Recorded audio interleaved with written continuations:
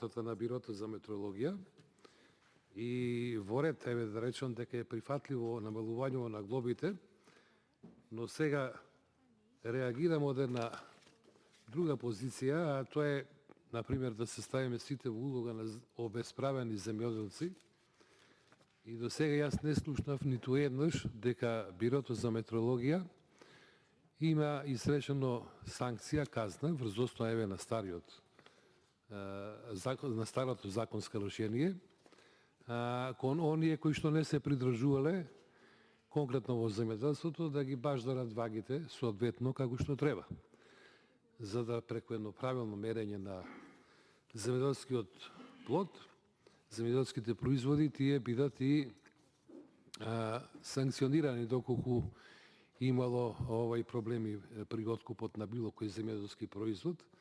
Знаеме дека во изминатиот период имаше многу такви проблеми, знаеме на реакциите кои што ги има самите земјоделци врз основа на сомнежот кој што се отвори во делот на правилното мерење на нивниот род.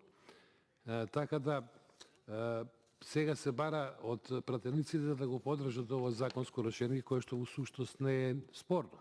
Се намалуваат глобите, се усогласува законот со законот за прекршоци во овој дел и сето тоа е во ред под претпоставка дека во следниот период, иако се помали глобите, дека ќе има навистина санкционирање.